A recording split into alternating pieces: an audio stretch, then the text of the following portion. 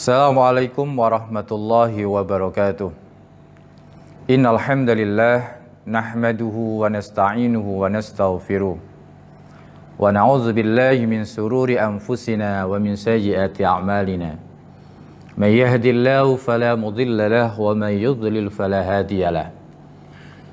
Asyhadu an la ilaha illallah wahdahu la syarika lah wa asyhadu anna Muhammadan abduhu wa rasuluh. Allahumma salli wa sallim ala nabiyyina Muhammad wa ala alihi wa sahbihi wa man tabi'ahum bi ihsanin ila yaumiddin.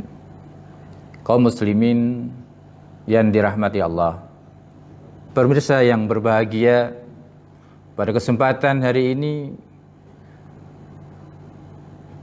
kita akan membahas tentang pentingnya keutamaan kita sebagai umat muslim untuk belajar Al-Quran, untuk mengkaji Al-Quran.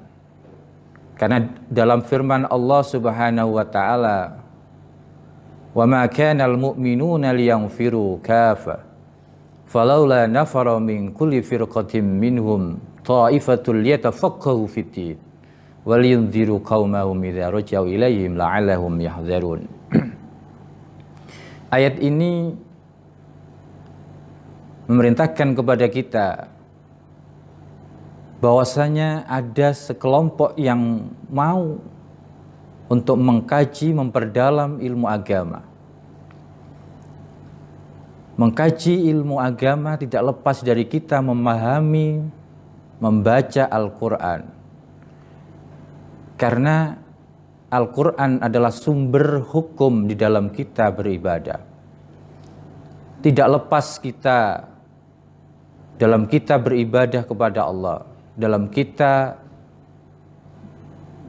menjalankan segala perintah-perintah Allah, melepaskan Al-Quran dari satu undang-undang yang perlu kita kaji, kita gali.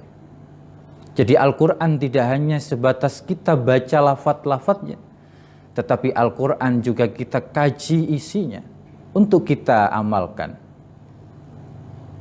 Sebagaimana juga yang disampaikan oleh salah satu imam, bahwasanya ada dua hal dalam kita mempelajari Al-Quran. Yang pertama, kita mempelajari Al-Quran dalam sisi lafadznya, dalam sisi bacaannya. Kita mempelajari Al-Quran dalam cara membacanya, tahsinnya. Sudahkah kita mempelajari Al-Quran dalam sisi kita membaca? Kadang-kadang kita baru menyadari ketika usia kita sudah 60 tahun, baru kita mulai belajar membaca Al-Quran. Nah, belum kita mengkaji Al-Quran, mempelajari Al-Quran, isinya, apa yang dimaui Allah dalam firman-firmannya untuk kita laksanakan dalam kehidupan kita. Maka di dalam ayat lain Allah juga berfirman, "Afala yatadabbaruna al-Qur'an walau kana min 'indi ghairillahi lawajadu fihi ikhtilafan katsira." Jadi Al-Quran adalah sumber hukum di mana kita dituntut untuk selalu mengkaji hukum-hukumnya, sehingga bisa kita ajarkan kepada umat yang lainnya.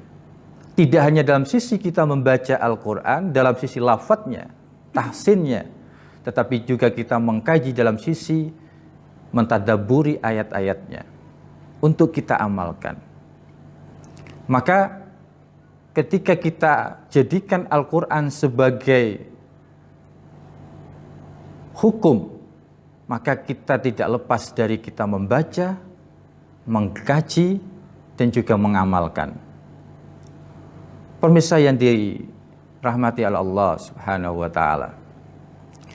Maka dari itu banyak keutamaan-keutamaan fadilah ketika kita mempelajari dan mengamalkan Al-Quran. Dalam hadis Rasulullah SAW, ketika orang itu mahir dalam membaca Al-Quran,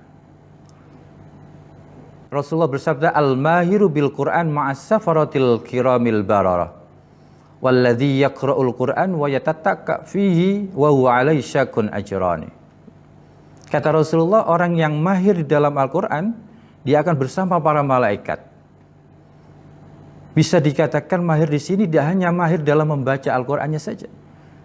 Ya. Kalau kita bisa jabarkan secara luas, ya, bagaimana kita mampu untuk mengkaji Al-Qur'annya. Ya. Tetapi ketika kita hanya masih bisa mampu membacanya dan kita belajar untuk mengkajinya, kata Rasulullah, lahu ajran, kita akan mendapatkan 2 pahala di dalam kita bersungguh-sungguh untuk mengkaji, memahami Al-Quran. Maka dari itu janganlah kita berhenti-henti untuk terus membaca Al-Quran. Dengan Al-Quran kita akan dimuliakan oleh Allah. Tetapi dengan Al-Quran juga kita akan menjadi rendah karena kita melupakan akan firman-firman Allah. Maka ketika kita mau menjadi orang yang dimuliakan oleh Allah, maka kita jangan melupakan Al-Quran. Dengan kita membacanya, dengan kita menggali ayat-ayat Al-Quran, dengan kita mengamalkan ayat Al-Quran, insya Allah Allah akan meninggikan derajat kita. Dalam hadis Rasulullah juga disampaikan, innallaha yarfa'u bihadzal kitab aqwaman wa yadha'u bihi akharin. Sesungguhnya Allah mengangkat, ya, dengan kitab ini, maksudnya Allah akan meninggikan derajat manusia ketika manusia itu mampu menjadikan Al-Quran sebagai pegangan hidupnya. Dia gemar membaca, dia mengkaji Al-Quran dan juga mengamalkan. Dia akan meninggikan derajat orang itu. Tetapi ketika orang itu sudah tidak lagi peduli, ya, membacanya saja tidak mau, apalagi mengkaji ayat Al-Quran, apalagi mengamalkan, maka kata Rasulullah, wa yadha'u bihi akharin, maka Allah akan merendahkan orang itu, ya, karena dia melupakan Al-Quran. Termasuk nanti ketika orang ini kembali kepada Allah, ya, yawada yaumul qiyamah, dia menghadap kepada Allah, dia akan dilupakan oleh Allah. Kenapa? Karena di masa hidupnya dia abai, dia tidak pernah membaca Al-Quran. Dia melupakan Al-Quran, sehingga ketika dia kembali kepada Allah, Allah juga akan melupakan dia. Ya, karena dia pada waktu hidupnya melupakan Al-Quran.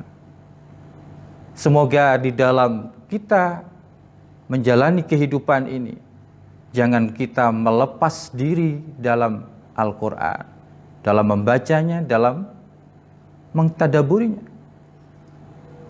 Kita membaca Al-Quran saja, Allah memberikan pahala kebaikan. Kalau kita tidak mau membaca, apa yang kita dapatkan dalam kehidupan ini? Ya. Dalam hadis Rasulullah SAW untuk memotivasi